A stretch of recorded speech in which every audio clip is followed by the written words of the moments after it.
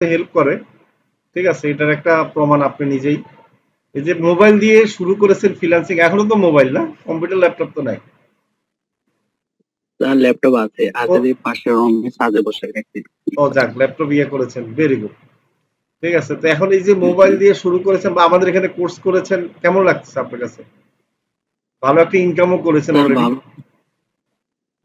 Sir ভালো আলহামদুলিল্লাহ। আমি যেটা নিজে মনে করি আর কি স্যার, আপনারা যে ক্লাস গুলা দেখান জি, জি। এগুলা আমাদের সাপোর্ট মেম্বার তো আছে, নিজে সর্বোচ্চ 100 চেষ্টার পরও যদি ব্যর্থ হয় তারপরে তো আমাদের টিম লিডার বা কেয়ারে হায়ার করা প্রয়োজন। কারণ একটা মানুষ কিছুতে কিছু মানে কাজ আটকে গেলে টিম লিডার বলে। আমি মনে করি যেটা মানে তুমি হাজার চেষ্টা বাদে রিসার্চ করো, রিসার্চ করার পরে তুমি দেখো কোন পর্যায়ে পৌঁছো, তারপরে তুমি টিম মেম্বার সাহায্য নাও। রিসার্চ না করে অনেকেই এই লাইনে সার্ভিস কাজ পাচ্ছি না, কাজ পাই না, কিছু বুঝি না, মার্কেটিং করে না। মার্কেটিং তো তুমি নিজেরটা নিজে করতে হবে, ভাবো, রিসার্চ করো। হুম। মার্কেটিং কেন করবো না, নিজের প্রতি নিজে মার্কেটিং করো।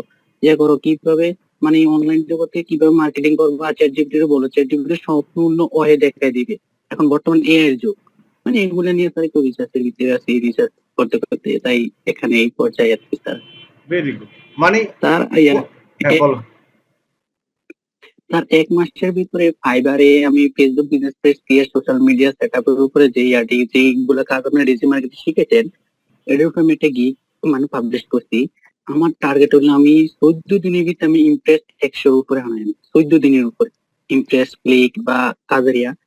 তখন যেই টার্গেটটা নিয়ে নামছি প্লাস তার বিশেষ করবেন না, আমার 14 দিনে প্রায় 260টা ইমপ্রেস হয়ে গেছে। কেন হুম, হয়েছে, আমি জায়গায় জায়গায় অর্গানিক মার্কেটিং করছি, ইয়ে হুম, করছি। এরপর আমি আমার গিগ ইমেজটারে, গিগ ইমেজের আরে সরি স্যার, আমার গিগের লিঙ্কটা নিয়ে আমি চ্যাট জিপিটি বলছি এটা আমার হয়েছে ফেসবুক বিজনেস ক্রিয়েটেড লিঙ্ক, এটার উপর ভিত্তি করে আমাকে একটা ডিসক্রিপশন করে ভাইয়া যাতে আমার সম্পূর্ণ বায়োডাটার উপরে কাজের স্কিল সম্বন্ধে জানে আমাকে হায়ার করে।